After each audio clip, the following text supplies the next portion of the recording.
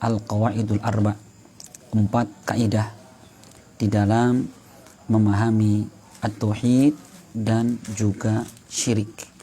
Jadi diharapkan dengan kita mengetahui kaidah-kaidah ini ini akan memudahkan kita untuk mengenal apa itu tauhid, bagaimana tauhid, apa itu syirik, dan bagaimana itu syirik. Ya, ini merupakan kaidah yang penulis kitab tentunya tidak beliau ambil dari pribadi beliau, melainkan beliau sarikan dari Al-Quran, dari sunnah Nabi SAW, maupun dari sirah perjalanan Nabi SAW. Ya, kita masuk masih di muqaddimah. Ya, setelah penulis kitab beliau memulai ya kitab ini dengan memuji Allah Subhanahu wa taala, kemudian mendoakan kepada kita ya dengan 3 doa yang luar biasa. Kemudian beliau mengatakan, i'lam arsyadakallahu li ta'atih. Ketahuilah semoga Allah memberikan rusyd kepada engkau li ta'atih, untuk mentaatinya. Ya. Beliau memulai muqaddimah ini dengan kalimat i'lam, ketahuilah. Yang kata para ulama, ini adalah min adati tanbih, termasuk cara beliau memberikan tanbih, warning. Ya, ini termasuk uslubnya Al-Quran.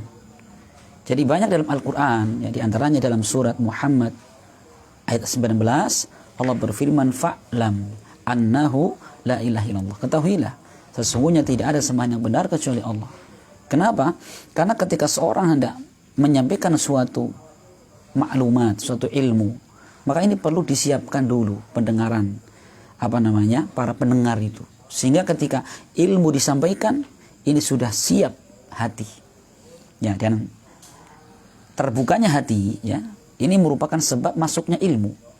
Maka di dalam surat Qaf Allah pernah berfirman ya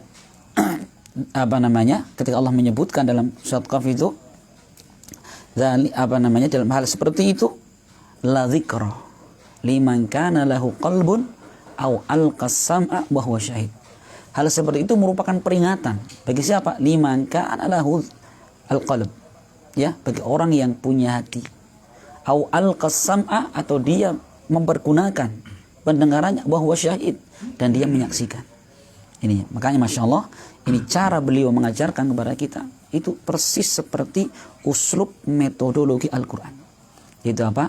Memberikan kalimat i'lam sebagai warning ya, agar kita perhatian tentang apa yang akan beliau sampaikan. Ini pun kita bisa pakai tatkala kita mengajarkan kepada anak-anak, mengajarkan kepada orang lain ya. Siapkan dulu pendengarannya, siapkan dulu perhatiannya, siapkan dulu hatinya.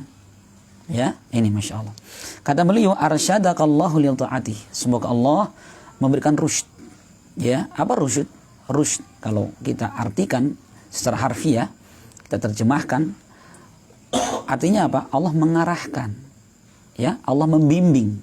Tapi kalau dalam istilah syariat, ya, seperti Al-Imam Ibnu Rajab menyebutkan bahwa manusia itu terbagi menjadi 3. Ya, yang pertama adalah rasyid. Siapa rasyid itu? Adalah orang yang dia berilmu dan mengamalkan ilmunya. Masya Allah. Yang pertama. Yang kedua adalah ghawin. Ya, kalau kita orang yang lalai. Ya, siapa ghawin itu? Adalah orang yang punya ilmu tetapi tidak mengamalkan ilmunya. Ghawin.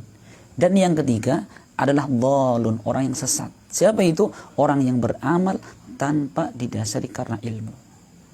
Ini, dah beliau mendoakan kita apa? Arsyadakallah. Semoga Allah menjadikanmu itu rasyid. Itu apa? Orang yang berilmu dan mengamalkan ilmunya. Ya, yang setiap hari kita minta kepada Allah doa seperti ini. Ya, ihdinas siratal mustaqim. Ya Allah, tunjukkanlah kepada kami jalan yang lurus. Jalannya siapa itu? Siratal ladzina an'amta alaihim. Jalannya orang-orang yang Engkau berikan nikmat kepada mereka. Ghairil maghdubi alaihim. Bukan jalannya orang yang dimurkai. Ya, siapa dimurkai di sini? Kata ahli tafsir, yang dimaksudkan adalah orang-orang Yahudi. Maghdub, orang yang murkai, adalah orang Yahudi. Kenapa mereka? Karena mereka punya ilmu tetapi tidak mengamalkan ilmunya. Walal dhalin, dan bukan termasuk orang-orang tersesat. Siapa mereka? Nasara. Ya, kenapa? Orang Nasara mereka beramal tanpa ilmu. Adapun Muslim Ahlus Sunnah wal Jamaah mereka pada pertengahan ini, yaitu dikatakan sebagai rasyid, seorang yang beramal dengan ilmu. Maka Masya Allah ya, ini termasuk doa yang luar biasa yang beliau ya sampaikan kepada Allah Subhanahu wa Ta'ala untuk kita semua. Arsyadakallahu li ta'atihi, agar engkau mentaatinya, yaitu mentaati Allah Subhanahu wa Ta'ala dengan cara kita menjalankan perintah dan menjauhi larangannya. Insyaallah ini doa yang baik ya, ini doa yang baik. Kemudian kata beliau, ini mukadimah yang kedua, annal hanifiyata millata Ibrahim an ta'budallaha mukhlishan lahuddin. Sesungguhnya Hanifiyah, agama Hanif, kalau kita terjemahkan agama lurus, yaitu agama Ibrahim alaihissalam, itu apa? An ta'budallah, engkau beribadah kepada Allah mukhlishan lahuddin, dengan mengikhlaskan agama hanya untuknya. Masya Allah ini ya. Jadi beliau sekarang berpindah menjelaskan tentang makna Hanifiyah, tentang makna agama yang lurus, yaitu agama Ibrahim. Apa itu Hanif? Apa itu Hanif? Ya, Hanif ya disebutkan oleh Syekh Shalih Fauzan bahwa Hanif adalah al-muqbil 'ala Allah, al-mu'rid amma siwa, yaitu seorang yang menghadap kepada Allah Subhanahu wa Ta'ala dan berpaling dari selainnya. Ya, seorang yang dia menghadap kepada Allah Subhanahu wa Ta'ala, berpaling darinya. Dalam hal apa? Ya, dia menghadap kepada Allah dengan hatinya dan amalannya, niatnya, maksud-maksud dan tujuannya semua untuk Allah Subhanahu wa Ta'ala. Ya, dan berpaling kepada selainnya. Insyaallah ya, ini perhatikan ini makna Hanif. Ya, makna Hanif. Jadi makna agama Ibrahim ada agama yang Hanif. Mungkin kita bertanya, kenapa kok yang beliau sebutkan di sini agama Ibrahim, bukan agama yang lain, agama Musa atau Isa dan sebagainya? Maka disebutkan para ulama, karena Nabi Ibrahim alaihissalam yang pertama, beliau adalah Abul Anbiya, bapaknya para nabi. Ya, beliau adalah bapaknya para nabi. Semua para nabi ini datang setelah beliau itu dari keturunan beliau. Ya, semua para nabi itu adalah keturunan beliau. Sebagaimana Allah sebutkan dalam surat Al-Ankabut ayat 27. Ya, Al-Ankabut 27. Allah berfirman, wa ja'alna fi dzurriyyatihin nubuwata wal kitab. Dan kami jadikan pada anak keturunan beliau Ibrahim alaihissalam an-nubuwah, kenabian, dan juga mendapatkan kitab. Ini alasan pertama. Ya. Sehingga seluruh para nabi itu adalah apa? Dari Bani Israel. Itu cikal bakal keturunannya Ibrahim alaihissalam. Ya. Dari keturunan siapa? Ishak. Kecuali Nabi kita Muhammad SAW, beliau dari keturunan Nabi Ismail. Ishak putranya Ibrahim. Ya. Kemudian Ismail putra Ibrahim alaihissalam. Semua para nabi cabangnya dari situ. Masya Allah ya. Ini semua karena kata para ulama, karena sebagai penghormatan dan pemuliaan Allah kepada Nabi Ibrahim alaihissalam. Ini yang pertama. Yang kedua, bahwa Allah Subhanahu wa Ta'ala menjadikan Ibrahim sebagai imam. Ya, imam, pemimpin bagi manusia. Sebagaimana dalam surat Al-Baqarah ya ayat 124 Allah berfirman, qala inni ja'iluka linnasi imama. Ya, dan Allah mengatakan sesungguhnya kami telah menjadikan engkau wahai Ibrahim ini sebagai imam bagi manusia, yaitu sebagai qudwah, contoh, teladan. Ya, maka dalam beberapa tempat Al-Quran Allah memerintahkan agar kita mengikuti Ibrahim alaihissalam. Ya, agar kita menjadikan Ibrahim sebagai apa? Suri teladan bagi kita. Qad kanat lakum uswatun hasanatun fi Ibrahim walladzina ma'ah idz qalu liqaumihim inna bara'a'u minkum wa mimma ta'buduna min dunillah kafarna bikum wa bada bainana wa bainakumul adawatu wal baghdau abadan hatta tu'minu billahi wahdah. Kata Allah, sungguh ya telah ada untuk kalian pada diri Ibrahim alaihissalam apa itu? Uswatun hasanah, suri teladan yang baik. Ya. Kapan itu? Ketika beliau dan juga para nabi yang lain mengatakan kepada umatnya, inna bara'u minkum, ya, sesungguhnya kami berlepas diri dari kalian dan dari segala yang kalian sembah selain Allah Subhanahu wa taala. Telah nampak kebencian dan permusuhan di antara kita selama-lamanya. Diperhatikan, sampai kalian beriman kepada Allah saja. Ini luar biasa ini ya, yang kata para ulama bahwa Ibrahim alaihissalam itu adalah apa? Bapaknya ahlu tauhid.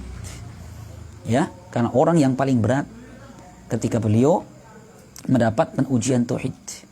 Beliau begitu berdakwah pertama kali langsung berhadapan dengan siapa? Bapaknya sendiri. Siapa namanya? Azar. Yang kita tahu Azar ini pernah mendapatkan tender dari Raja Namrud untuk apa? Bikin patung. Coba, anaknya ini berdakwah tauhid, memerangi patung yang disembah-sembah. Bapaknya sendiri sebagai apa? Pekerjanya bikin patung dan disembah-sembah. Yang pertama. Yang kedua, beliau berhadapan dengan pemimpin yang sangat zalim. Tapi apa? Masya Allah, beliau dengan tegar, ya, dengan ikhlas dan menyelesaikan berbagai macam masalah, kemenangan pada diri beliau. Ya, ini termasuk apa namanya? Rasul ulul azmi. Ini yang kedua.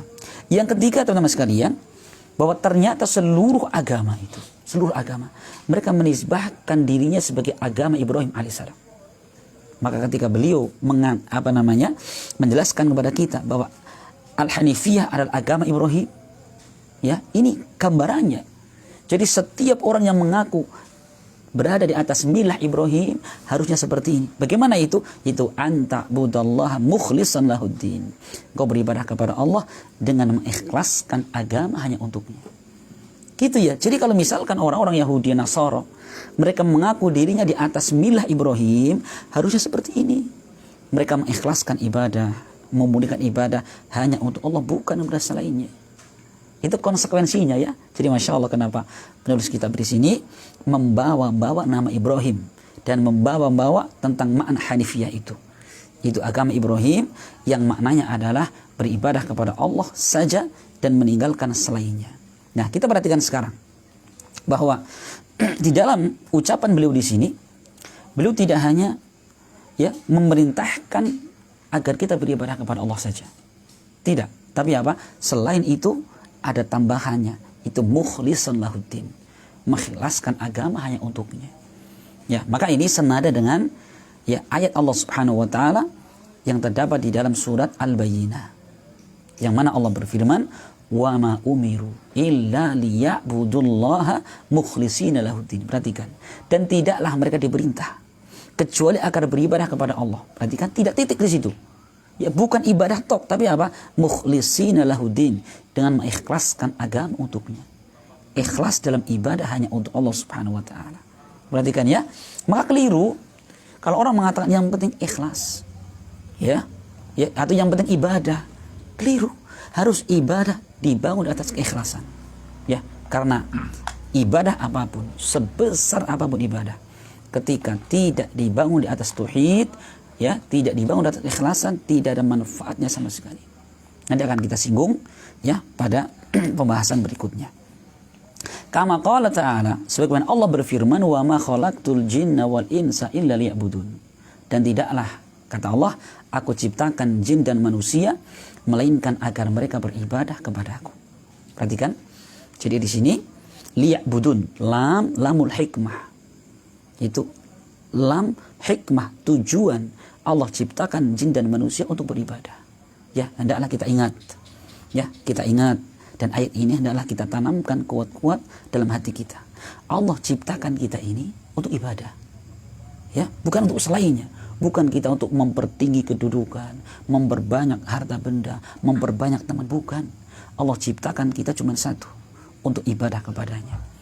Yang kita sudah tahu bahwa dari ucapan Abdullah ibn Abbas, beliau mengatakan, kullu lafdhin bil Qur'ani al-ibadah al-muradu bihi at-tauhid. Ya, setiap ya lafaz ibadah dalam Al-Qur'an yang dimaksudkan adalah apa? Mentauhidkan Allah Subhanahu wa taala. Ini kaidah. Kaidah dalam tafsir ya, Ibn Abbas bikin kaidah bahwa setiap lafaz ibadah dalam Al-Qur'an yang dimaksudkan adalah apa? Beribadah, adalah mentauhidkan Allah Subhanahu wa taala. Jadi apa? Tidaklah Allah ciptakan kita manusia dan juga jin, melainkan agar mereka mentauhidkan Allah Subhanahu wa taala. Ini agama seluruh para nabi. Ya, seluruh para nabi ini agamanya sama dalam bab tauhid. Cuma dari sisi syariat memang ada perbedaan. Tapi untuk usul masalah tauhid tidak ada perbedaan sama sekali. Masya Allah ya, ini termasuk ayat yang luar biasa, yang mana Allah Subhanahu wa taala di sini menyebutkan jin dan manusia. Berarti faedahnya apa? Jin itu keadaannya seperti manusia. Allah bebani syariat, ya. Jin ada yang soleh, ada yang tidak soleh, ada mukmin, ada kafir, ya, ada mukmin, ada musyriknya. Seperti manusia, ya, ya, seperti manusia. Jin itu keadaannya sama. Ya, inna minna salihuna wa minna duna dzalik. Sesungguhnya kami kalangan jin ada yang soleh dan ada yang tidak soleh. Ini keadaan jin, ya, seperti keadaannya manusia. Ya, kita lanjutkan. Kata penulis kitab, fa idza arafta anna Allah khalaqaka li ibadatihi fa'lam anna al-ibadata la tusamma ibadatan illa ma'at tauhid. Mulai beliau ini, mulai mengkerucut. Maka apabila engkau telah mengetahui bahwasanya Allah menciptakanmu adalah untuk ibadah, untuk mentauhidkan Allah Subhanahu wa taala, maka ketahuilah sesungguhnya ibadah tidak dinamakan ibadah kecuali dibarengi, didasari karena tauhid. Ini perhatikan, ini bagus sekali ya. Beliau mengatakan, jadi kalau kamu sudah tahu bahwa Allah menciptakanmu untuk ibadah, ketahuilah ibadah itu tidak dinamakan ibadah, ya, tidak berwujud ibadah kecuali didasari, ya, dilandasi dengan mentauhidkan Allah Subhanahu wa taala. Nah, ini ya. Jadi artinya apa? Bahwa seorang yang dia beribadah kepada Allah dengan apapun ibadah, sebesar apapun ibadah, tapi ketika mereka tidak dibangun atas tauhid, tidak ada manfaat sama sekali. Ya, sebagaimana Allah Subhanahu wa taala sebutkan dalam Al-Qur'an, wa ma mana'ahum an tuqbala minhum nafaqatuhum illa annahum kafaru billahi wa birasuli. Dan tidak ada yang menghalangi diterima amal ibadah mereka, sedekah mereka, melainkan karena mereka kafir kepada Allah dan kepada Rasulnya. Coba, kekafiran, kesyirikan itu ketika masih ada dalam hati orang, apapun yang dibangun di atasnya hilang sama sekali. Ya, dalam ayat yang lain Allah sebutkan, wa qadimna ila ma amilu min amalin faj'alnahu haba'an mansura. Dan kami tampakkan, kata Allah, ya, segala yang mereka amalkan di dunia ini, dan kami jadikan amalan itu haba'an mansura. Seperti apa? Debu yang berterbangan. Apa gambarannya? Disebutkan para ulama seperti kalau kita pagi hari buka jendela, ada cahaya matahari masuk, kemudian di situ ada debu-debu, kan? Ya, debu itu. Lah itu haba'an mansura, seperti itu. Keadaan orang kafir, ya, orang musyrik yang mereka beramal kebaikan, nggak bisa ngambil manfaat sama sekali. Lah ini semua menunjukkan kepada kita betapa pentingnya kita ini mengetahui tentang tauhid dan syirik, dan kita mengetahui kaidah-kaidahnya, ya, dan kita mengetahui kaidah-kaidahnya. Masya Allah. Nah sekarang apa itu ibadah? Apa itu ibadah? Ya, Al-Imam Al-Qurtubi sebagaimana dalam tafsirnya ketika beliau menyebutkan ibadah, kata beliau, aslul ibadati at-tadzullulu wal khudu'. Ya, pokok daripada ibadah adalah at-tadzallul, seorang yang merendahkan diri dan menghinakan diri. Perhatikan ya. Jadi seorang dikatakan beribadah, ya, kepada Allah Subhanahu wa taala ketika dia merendahkan diri, menghinakan diri di hadapan Allah. Jadi kalau kita beribadah kepada Allah itu, ya, harusnya kita ada dalam hati kita. Kita itu makhluk yang sangat lemah, yang sangat butuh kepada Allah Subhanahu wa taala. Nah, ini akan apa? Akan lebih bermakna ibadah kita ini. Jadi makna ubudiyah itu ada. Jangan kemudian kita ibadah tapi apa? Berani kepada Allah Subhanahu wa taala. Ya, perintahnya enggak didengar, larangannya enggak ditinggalkan. Ini kenapa? Karena ibadah dia itu hanya sekedar ibadah anggota badan. Nah, gitu ya. Kemudian istilah yang lain atau definisi yang lain, Syekhul Islam Ibnu Taimiyah, beliau punya dua definisi. Yang pertama kata beliau, ibadah adalah ta'atuhu bimtithali ma'amar, ya, ala alsinatir rusuli.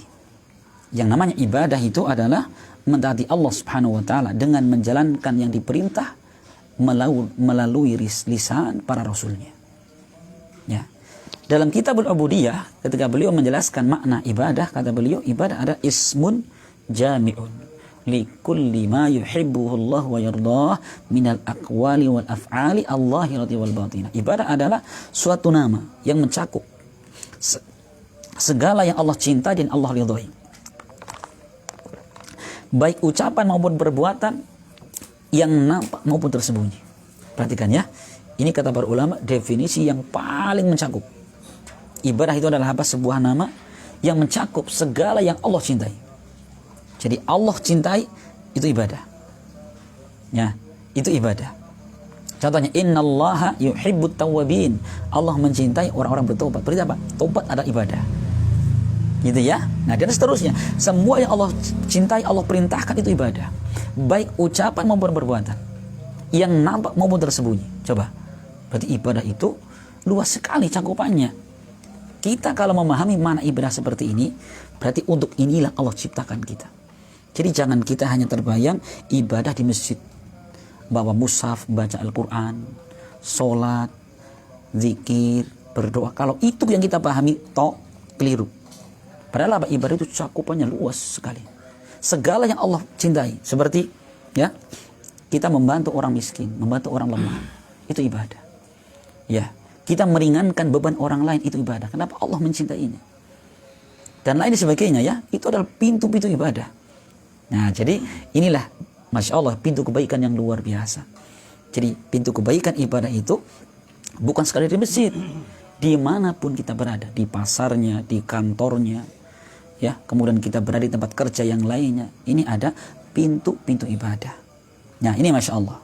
Jadi ketahuilah bahwa ibadah tidak dikatakan ibadah kecuali didasari karena tauhid. Kama anna salata la tusamma salatan illa ma'at tahar. Sebagaimana bahwasanya salat tidak dinamakan salat kecuali dia apa?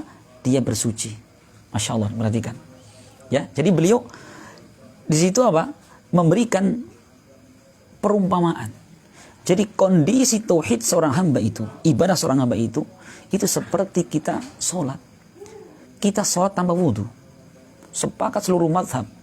Ya, bahkan orang awam pun tahu, ada orang habis kentut tiba-tiba sholat nggak sah sholatnya. Itu ya. Jadi beliau gambarkan, Masya Allah. Ini pun beliau apa? Menggunakan uslub seperti Al-Quran. Jadi takribul faham kata para ulama, mendekatkan pemahaman. Kita dapati banyak Al-Quran ya. Seperti Allah ketika memisalkan pahala bagi orang-orang bersedekah. Allah sebutkan mathalul ladzina yunfiquna amwalahum fi sabilillah kamathali habbatin ambatat sab'a sanabila fi kulli sumbulatin mi'atu habbah wallahu yudha'ifu liman yasha wallahu wasi'un alim. Permisalan orang yang menginfakkan hartanya di jalan Allah itu seperti orang yang menanam satu biji. Ya. Kemudian dari satu biji ini akan menumbuhkan satu pohon, dan pohon ini menghasilkan 7 ranting. 7 ranting. Wa fi kulli sumbulatin mi'atu habbah. Setiap ranting ini menghasilkan 100 biji. Berarti berapa? 100 kali 7. 7 kali 100. 700. Jadi kita tergambar, oh iya ya, bagaimana Allah Subhanahu wa taala ini melipat gandakan pahala seorang yang bersedekah jalan Allah Subhanahu wa taala. Bahkan apa? Wallahu yudha'ifu liman yasha. Bahkan Allah akan melipatkan dengan lipatan yang luar biasa. Ya, bagi siapa yang Allah kehendaki. Nah, ini permisalan. Syekh di sini Masya Allah ya. Jadi memberikan pemahaman kepada kita, itulah kedudukan mentauhidkan Allah dalam ibadah. Ibadah tanpa tauhid seperti orang sholat tanpa wudu. Apa yang terjadi? Nggak akan sah sholatnya, nggak akan sah ibadahnya. Ya, ini Masya Allah. Luar biasa ya. Ya. Maka kata beliau, فَإِذَا دَخَلَ الشِّرْكُ فِي الْعِبَادَةِ فَسَدَتْ كَالْحَدَثِ إِذَا دَخَلَ فِي الطَّهَارَةِ. Maka apabila syirik masuk dalam ibadah, rusak ibadahnya. Seperti halnya hadath ketika masuk dalam taharah. Kita sudah taharah, sudah bersuci, sudah wudu, Masya Allah ya. Sudah wudu pakai air zam-zam misalkan sudah. Sudah berdoa kepada Allah Subhanahu wa ta'ala. Begitu jalan 10 langkah, apa yang terjadi? Makbes. Gimana yang terjadi? Batal wudu kita, walaupun kita wudu dengan air yang sangat mahal. Ya, di rumah Banjarsari wudu pakai air zam-zam. Ya. Berapa duit itu? Begitu 10 langkah mau ke masjid, makbes. Tadi saya bayangkan kan. Bagaimana? Batal itu. Ya. Itu beliau gambarkan bahwa seorang yang beribadah kemudian dimasuki syirik, ya, maka akan batal ibadah tersebut. Nah, ini sekarang kita akan perdalam apa itu syirik. Apa itu syirik? Ya, syirik Bapak sekalian, ya, disebutkan para ulama, syirik itu secara bahasa adalah taswiyatu ghairillahi billahi fi syai'in min khasaisillah. Saya cuma ngulang ya, pelajaran dulu di Sulu Selasa. Jadi, yang namanya syirik itu adalah taswiyatu ghairillah, menyamakan selain Allah dengan Allah dalam perkara yang khusus bagi Allah. Nah, ini enak kalau kita tahu seperti ini. Syirik itu adalah apa? Menyamakan selain Allah dengan Allah dalam perkara yang khusus. Khusus itu apa? Rububiyah, uluhiyah, asma dan sifat. Apa contohnya? Seorang yang menyamakan Allah dalam rububiyah. Ada orang punya keyakinan, ya, bahwa ada wali-wali kutub yang ketika mereka mati akan bantu Allah untuk mengatur alam. Coba ini kira-kira syirik apa ini? Padahal Allah mengatakan ala lahul khalqu wal amru. Ketahuilah, hanya haknya Allah mencipta dan mengatur. Berarti yang mengatur alam itu hanya Allah Subhanahu wa taala. Kok ada orang yang meyakini ada wali kutub yang bantu Allah Subhanahu wa taala? Syirik kepada Allah dalam bab rububiyah. Yang syirik seperti ini lebih parah daripada syiriknya orang-orang musyrik zaman Nabi. Nanti ada sebutkan di sini ya kaidahnya. Ini yang pertama. Yang kedua, ya, menyamakan Allah dalam bab uluhiyah. Seperti apa? Ada seorang beribadah kepada Allah dan juga kepada selainnya. Ini perhatikan ya. Jadi syirik itu bukan sekedar orang yang beribadah selain Allah saja, tidak. Itu syirik jelas. Dan sekarang yang kedua, termasuk syirik itu ada seorang beribadah kepada Allah juga kepada selainnya. Untuk Allah 99%, 1% selain Allah. Mukmin atau musyrik? Musyrik. Nanti kan ya? Iya, ada orang Masya Allah dalam 100 hari murni ibadah hanya kepada Allah Subhanahu wa taala. Berdoa untuknya, menyembelih untuknya, berharap takut kepadanya. 1 hari dia gunakan meminta beribadah selain Allah Subhanahu wa taala. Musyrik atau mukmin? Musyrik dia. Walaupun apa? Bandingannya 1 berbanding 99. Kenapa? Dia menyamakan Allah ya dengan selainnya. Yang ketiga, ya, menyamakan Allah dalam bab asma dan sifat. Ya, menyamakan Allah dalam asma dan sifat. Contoh dalam bab sifat. Ya. Bahwa ada sebagian orang yang mereka meyakini ada orang yang tahu gaib selain Allah Subhanahu wa taala. Padahal perhatikan, satu-satunya zat yang mengetahui gaib hanya Allah Subhanahu wa taala. Allah sebutkan Al-Qur'an, "Qul la ya'lamu ma fis samawati wal ardil ghaiba illallah." Ucapkan wahai Rasul, tidak ada orang yang tahu gaib baik di langit maupun di bumi kecuali Allah Subhanahu wa taala. Maka siapa yang meyakini ada orang tahu gaib selain Allah, dia menyekutukan Allah, syirik kepada Allah dalam asma dan sifat. Yang lagi ramai sekarang. Ya. Itu yang pesawat jatuh itu. Ada yang ngeramal. Perhatikan, kalau dia tahu gaib, Masya Allah itu. Ya, syirik kepada Allah dalam asma dan sifat. Ini perhatikan ya. Jadi ini makna syirik kepada Allah Subhanahu wa taala. Ya, syirik itu teman-teman sekalian, itu adalah dosa yang sangat mengerikan. Nanti belum rinci di sini. Ya, dosa yang paling mengerikan. Tidak ada dosa yang lebih parah daripada syirik kepada Allah Subhanahu wa taala. Ya.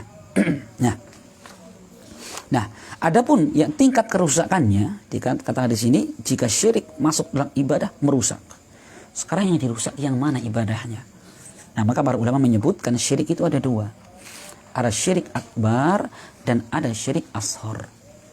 Jika syiriknya akbar, maka ini menghapuskan dan merusak seluruh amal. Baik dulu, kemarin, tadi, sekarang, hancur semua. Jika syiriknya akbar. Tapi jika syiriknya ashar, maka akan menghancurkan amalan yang di situ ada syirik asharnya. Gitu ya. Jadi, ya, tingkat kerusakan amalan disebabkan syirik itu dilihat. Kalau syiriknya akbar, jelas ini akan apa? Akan menghancurkan seluruh amalan yang dulu, kemarin, yang besar, sedang, yang kecil, semua habis rata. Nah, ini ngerinya. Ya, ini ngerinya. Bagaimana kalau kita nggak tahu syirik itu? Bisa-bisa kita melakukan kesyirikan tidak sadar. Hapus amalan kita tidak sadar. Kita sangka kita seorang beriman, kita sangka mengumpulkan kebaikan. Padahal tiap hari kita beramal kebaikan, tidak ada manfaat sama sekali. Ya, ini pentingnya ya. Maka kata Syekh Shalih Fauzan, ini menunjukkan bahwa kita mengetahui kaidah masalah tauhid masalah syirik itu lebih penting daripada kita mengetahui bagaimana sholat yang benar, bagaimana wudu yang benar. Nah, itu ya. Kenapa ini? Kalau wudu, sholat kita salah, yang tidak diterima itu saja. Tapi kalau sudah rusak dari bab syirik, ya tauhidnya ini, semua wudu kita, sedekah kita akan hancur. Masya Allah. Kita lanjutkan. Kata beliau, فَإِذَا عَرَفْتَ أَنَّ الشِّرْكَ إِذَا خَلَطَ الْعِبَادَةَ أَفْسَدَهَا وَأَحْبَطَ الْعَمَلَ وَصَارَ صَاحِبُهُ مِنَ الْخَالِدِينَ فِي النَّارِ عَرَفْتَ أَنَّ أَهَمَّ مَا عَلَيْكَ مَعْرِفَةُ ذَلِكَ. Ya, la'alla Allah ayyukhallisaka min hadi syabakah wa hiya syirku billah. Kata beliau, apabila engkau telah mengetahui bahwasanya syirik apabila mencampuri ibadah akan merusaknya, rusak, dan akan menghapuskan amalan. Ini perhatikan, beliau sedang menyebutkan dampak dari syirik. 1, merusak ibadah. 2, menghapuskan amalan. Ya, dan pelakunya menjadi orang-orang yang kekal di neraka. Nomor 3, ngerinya ya, merusak amalan, menghapuskan pahala amalan. Yang ketiga, mengekalkan pelakunya di neraka. InsyaAllah. Nah, nanti saya sebutkan. Arafta, maka engkau akan mengetahui anna ahamma ma'alika ma'rifatu dzalik. Ini menunjukkan bahwa perkara yang penting untukmu adalah mengetahui apa itu syirik. Semoga Allah Subhanahu wa taala ya menyelamatkan engkau dari jerat ini, yaitu syirik kepada Allah Subhanahu wa taala. Kita akan rinci sekarang tentang bahaya syirik kepada Allah Subhanahu wa taala. Beliau di sini singgung ya, yang pertama bahwa syirik kepada Allah Subhanahu wa taala ini akan merusak amalan. Akan merusak amalan. Ya, itu akan menghapuskan amalan. Di dalam Al-Qur'an surat Az-Zumar ayat 65 Allah berfirman, "Walaqad uhiya ilayya wa ilal ladzina min qablika la in asyrakta la yahbatanna 'amaluk wa la takunanna minal khasirin."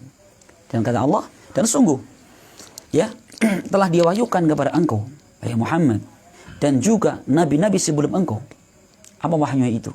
La in asyrakta, jika engkau berbuat syirik kepada Allah, la yahbatanna 'amaluk, sungguh akan batal, akan terhapus amal-amalmu. Perhatikan, Allah di sini mendatangkan dengan 3 penguat. Yang pertama, lam, la yahbatanna. Kata para ulama, lam itu taukid. Waqi'ah ba'dal qasam, terletak setelah qasam, setelah sumpah. Mana sumpahnya? Tersembunyi. Apa takdirnya? Wallahi, jika kau syirik kepada Allah, demi Allah, ya, demi Allah, la sungguh, non taukid lagi. Allah mendatangkan 3, sungguh akan terhapus amal-amal kalian. Nah, sekarang pertanyaan kita, amalan yang mana? Amalan yang mana? Allah mengatakan la yahbatanna amaluk. Amalun, ya kalau dalam bahasa Arab itu namanya isim mufrad. Mufrad mudhaf yufidul umum. Faedahnya umum. Artinya apa? Sungguh demi Allah dan sungguh-sungguh amalan kamu seluruhnya terhapus. Ini coba bayangkan, naudzubillah ini ya, surat Az-Zumar 65. Wala takunanna minal khasirin, dan sungguh lagi Allah bersumpah lagi dari situ. Taukid lagi dan penguat tadi. Sungguh kalian akan menjadi orang-orang yang merugi. Tidak merugi bagaimana coba? Amalan yang dia kumpulkan terhapuskan. Apa sebabnya? Berbuat syirik kepada Allah Subhanahu wa taala. Berbuat syirik kepada Allah Subhanahu wa taala. Ya, ini ngerinya. Maka hati-hati betul ya, hati-hati betul. Maka Rasul mengajarkan kepada kita agar kita diselamatkan Allah dari syirik. Baik yang kita sadar, kita tahu maupun tidak. Apa doanya? Allahumma inni a'udzubika an usyrika biha wa ana a'lam wa astaghfiruka fima la a'lam. Ya Allah, aku berlindung kepada Engkau. Aku berbuat syirik kepada Engkau dalam keadaan saya tahu. Dan aku beristighfar minta ampun kepada Engkau. Aku berbuat syirik dalam keadaan aku tidak tahu. Coba perhatikan. Karena apa? Ada di sana syirik kepada Allah yang kita tidak tahu. Kita minta ampun kepada Allah Subhanahu wa taala. Dan kita berlindung kepada Allah berbuat syirik dalam keadaan kita tahu dan sadar. Itu Rasulullah berdoa ya, karena saking ngerinya syirik kepada Allah. Ini yang pertama. Yang kedua sekalian, bahwa syirik itu mengakalkan pelakunya di neraka. Allah sebutkan dalam surat Al-Maidah ayat 72. Al-Maidah 72. Allah berfirman, "Innahu may yusyrik billah faqad harramallahu 'alaihil jannah." Sesungguhnya barang siapa, man umum di situ, syartiyah umum. Sesungguhnya barang siapa yang berbuat syirik kepada Allah, maka Allah haramkan atasnya surga, wa ma'wahum jahannam, dan tempat mereka adalah neraka jahanam. Sudah, itu kepastian. Siapa saja berbuat syirik kepada Allah, Allah haramkan untuknya surga. Berarti di mana? Neraka. Tuh Allah haramkan bahasanya, coba. Apa tidak ngeri? Ya. Kemudian yang berikutnya, bahwa orang-orang berbuat syirik kepada Allah Subhanahu wa taala, amalan mereka di hari kiamat Allah jadikan seperti apa? Debu beterbangan. Di dalam surat Al-Furqan ayat 23. Allah berfirman, "Wa qadimna ila ma amilu min amalin faj'alnahu haba'an mansura." Maka kami tampakkan ya terhadap segala yang mereka amalkan, maka kami jadikan amalan itu haba'an mansura, seperti debu yang berterbangan. Luar biasa. Ini yang keberapa? Yang ketiga. Yang keempat, bahwa syirik adalah dosa yang terbesar, kedoliman yang paling agung. Ya, ada orang membunuh, ya, kemudian merampok, mencuri, kecil dibandingkan dengan syirik kepada Allah. Dalam surat Luqman ayat 13, Allah berfirman, ya, ketika Luqman berwasiat kepada anaknya, "Ya bunayya la tusyrik billah, inna syirka la dzulmun adzim." Wahai anakku, jangan kau berbuat syirik kepada Allah Subhanahu wa taala. Sesungguhnya syirik adalah kedzaliman yang paling besar. Coba, kedzaliman yang paling besar. Kenapa dikatakan paling besar? Karena syirik ini adalah berbuat zalim atas haknya Allah Subhanahu wa taala. Coba, kita berbuat zalim kepada orang lain, dosa besar. Kita zalim kepada orang tua, lebih besar lagi. Kita zalim kepada Allah Subhanahu wa taala, lebih besar lagi. Kenapa? Karena Allah adalah zat yang paling banyak berjasa kepada kita. Ya. Ini zalim adalah apa? Syirik, dosa yang paling besar. Yang berikutnya, syirik kepada Allah Subhanahu wa taala adalah sesuatu yang para nabi berlindung kepada Allah. Ya, maka di antara doa yang dibacakan Ibrahim alaihissalam, "Rabbi ij'al hadza baladan amina wajnubni wa baniya an na'budal asnam." Ya Allah, jadikanlah negeri Mekah ini negeri yang aman, dan jauhkanlah aku dan anak keturunanku dari menyembah berhala. Coba, para nabi berlindung. Tidaklah para nabi berlindung dari sesuatu melainkan karena itu sangat membahayakan. Bukan hanya diri mereka, bahkan mereka minta kepada Allah perlindungan terhadap anak cucu mereka. Ya, terhadap anak cucu mereka. Allah ketika menerangkan Nabi Yakub alaihissalam menjelang wafatnya, perhatikan ya bagaimana kesungguhan para nabi untuk menjaga agama anak-anak mereka. Dalam surat Al-Baqarah Allah sebutkan, "Am kuntum syuhada id hadara Yaqubal maut id qala li banihi ma ta'buduna min ba'di qalu na'budu ilahaka wa ilaha Ibrahim ila akhir ayat." Ya, kata Yakub, kata Allah, apakah kalian tidak menyaksikan tentang ucapan Yakub alaihissalam ketika kematian akan mendatangi beliau? Apa ucapan beliau kepada anak-anaknya? Ya bunayya, wa anak-anakku, ma ta'buduna min ba'di. Apa yang kalian sembah setelah aku nanti meninggal? Coba, ini orang tua yang perhatian kepada anak-anaknya. Kebanyakan kita mau mati, nah, rumah untuk kamu ya, tanah untuk kamu, kias untuk kamu, mobil, motor untuk kamu, gitu ya. Dunia yang ada di benak kita. Tapi para nabi, perhatikan, sebelum wafatnya, yang mereka perhatikan bagaimana agama anak-anak mereka, bagaimana tauhidnya anak-anak mereka, kepada siapa mereka menyembah. Kita harus dirubah nih, ya, format ini, ya, cara hidup kita harus dirubah ini. Bahwa kita hidup, ya, diri kita, istri kita, anak-anak kita mentauhidkan Allah Subhanahu wa taala, ya, ibadah kepada Allah Subhanahu wa taala. Agar apa? Allah kumpulkan kita bersama mereka dalam surganya. Itu syaratnya. Ya, kalau kita ingin berkumpul kembali dengan anak cucu kita, istri kita, bagaimana mentauhidkan Allah Subhanahu wa taala. Nah, ini yang nomor berapa ini? 1 2 3 4. Nomor 5. Ya, nomor 5.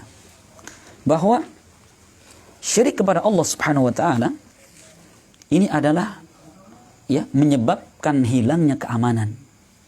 dan datangnya ketakutan. Dalam surat Al-An'am, ya, ayat ke-82 Allah berfirman, Al-An'am 82, Allah berfirman, alladzina amanu wa lam yalbisu imanahum bidzulmin ulaika lahumul amnu wa hum muhtadun.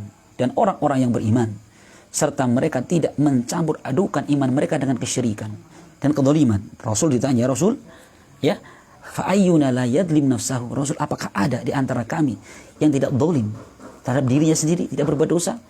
Apa kata Rasul? Ya, ala tasma'u, tidakkah kalian mendengarkan ucapan Ibrahim bahwa zalim adalah syirik, inna syirka la dzulmun adzim. Perhatikan. Jadi orang beriman dan tidak mencampur adukan iman mereka dengan kesyirikan, maka mereka mendapatkan keamanan dan hidayah. Apa mafhumnya? Berarti orang yang berbuat syirik kepada Allah Subhanahu wa taala maka tidak mendapatkan keamanan, alias mereka akan mendapatkan rasa takut. Nah, yang berikutnya, bahwa syirik kepada Allah Subhanahu wa taala merupakan sebab kebinasaan seorang. Ya. Rasul dalam sebuah hadis Bukhari Muslim belum menyebutkan tentang dosa yang membinasakan. Kata beliau, ijtanibus sab'al mubiqat. Jauhi oleh kalian 7 dosa membinasakan. Apa nomor 1? Asyirku billah, syirik kepada Allah. Bagaimana tidak binasa? Syirik kepada Allah dosa yang paling besar, ya. Masa depan yang begitu cerah tiba-tiba hilang sama sekali dengan sekali berbuat syirik kepada Allah Subhanahu wa taala. Nah, dan Allah juga menggambarkan, ya, dalam ayatnya, wa may yusyrik billahi faka'annama kharra minas sama fatakhtafuhu at-tayr aw tahwi bihi rih fi makanin sahik. Ya, barang siapa berbuat syirik kepada Allah, maka seakan-akan dia seperti orang yang jatuh dari langit. Pernah bayangkan nonton video gambaran pesawat apa kemarin itu? Jatuh. Sriwijaya Air. Bagaimana? Atau gambarkan pernah naik pesawat? Nah, rasakan itu. Saya karena ingat sekali terakhir naik pesawat itu ke Palu. Ya, naik pesawat habis ada kecelakaan itu, pesawat Lion, ya. Hilang, mati semua itu. Baru nggak ada sebulan kita naik pesawat itu. Biasa naik pesawat rame, pada ngobrol, cerita itu. Diam semua sudah. Masya Allah itu, ya. Lihat bawah, Masya Allah. Kalau Masya Allah ada awan tebal sekali, pesawatnya turun, sudah nangis semua itu, termasuk saya. Itu Masya Allah, kan? Itu baru Masya Allah turun. Allah menyebutkan orang-orang syirik kepada Allah, faka'annama kharra minas sama, seakan-akan mereka jatuh dari langit. Fatakhtafuhu at-tayr, kemudian mereka terbawa oleh disambar oleh burung. Au tahwi bihi rih, atau mereka terbawa angin. Fi makanin sahik, di tempat yang sangat jauh. Makanya ini Bapak sekalian, ya, coba orang berbuat syirik kepada Allah seperti itu, ya, ini baru sekitar berapa kilometer, ya, Sriwijaya masuk ke laut, bagaimana takutnya itu, ya, tangisan di mana-mana, zikir di mana-mana. Ini orang syirik kepada Allah. Allah gambarkan seperti orang yang jatuh dari langit sana, ya, la haula wala quwwata. Berapa jarak langit kemarin? Coba ingat itu, dari langit pertama itu berapa jaraknya kemarin? 500 tahun perjalanan. 500, ya? 500. Berapa, Pak? 500 tahun perjalanan. Coba bagaimana? Masya Allah. Coba kalau nggak saya naik situ, turun situ, ketakutan kan? Mimpi saya sudah kayak gitu kan? Nendang istrinya, dia tendang itu. Mimpi jatuh dari ketinggian. Ini Allah gambar orang bersyirik kepada Allah seperti orang jatuh dari langit. Na'udzubillah. Ya, na'udzubillah. Yang berikutnya, ya, ternyata syirik kepada Allah Subhanahu wa taala itu penyebab, ya, terjadi musibah di atas muka bumi ini. Gempa bumi, gunung meletus, ya, petir yang menyambar-nyambar menyebabkan kematian, itu semua adalah buah dari syirik kepada Allah Subhanahu wa taala. Allah sebutkan dalam surat Maryam, ya, wa qalu takhadar rahmanu walada laqad ji'tum syai'an idda takadu samawati yatafattarna minhu wa tanshaqqul ardu wa takhirrul jibalu hadda an da'u lirrahmani walada. Ya, kata Allah, mereka mengatakan, orang musyrik mengatakan Allah punya anak. Perhatikan, siapa ini? Banyak, ya, orang Nasara, ya, dan lain-lainnya. Mereka mengatakan Allah punya anak. Apa kata Allah? Laqad ji'tum syai'an idda. Sungguh kalian telah datang dengan membawa perkara yang sangat mungkar. Ini ucapan sangat mungkar. Apa reaksi langit, bumi, dan gunung? Allah sebutkan takadu samawatu yatafattarna minhu. Ya, langit hampir runtuh. bumi hampir terbelah, wa takhirrul jibalu hadda, dan gunung hampir hancur. Kenapa? Anda auli rahmani walada, ketika mereka menuduh, menyangka Allah punya anak. Coba, itu adalah buah yang sangat pahit dari perbuatan syirik kepada Allah Subhanahu wa taala.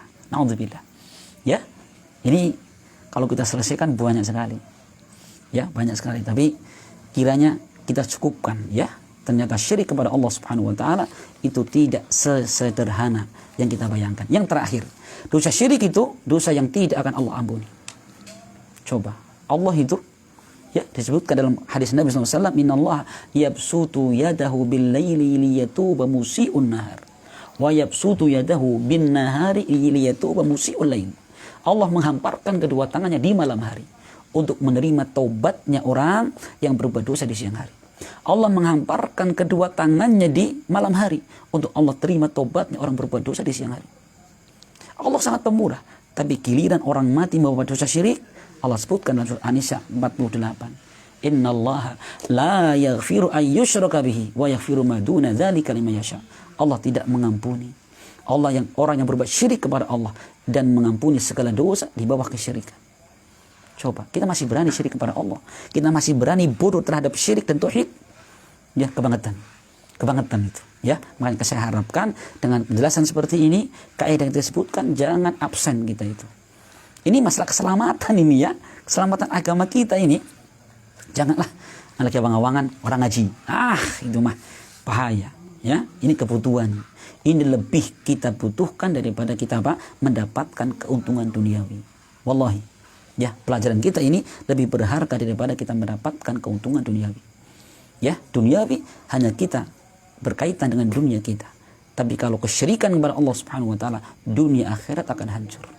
Ya, semoga bermanfaat dan semoga Allah Subhanahu wa taala memudahkan kita semua bisa mengamalkan ilmu yang kita pelajari. Insyaallah pertemuan yang akan datang kita masuk kaidah satu persatu. Cuma 4, ya. Semoga 4 pertemuan, ya, 4 pertemuan bisa kita selesaikan. Wallahu a'lam bishawab. Subhanakallahumma bihamdik asyhadu an la ilaha illa anta astaghfiruka wa atubu ilaik. Assalamualaikum warahmatullahi wabarakatuh.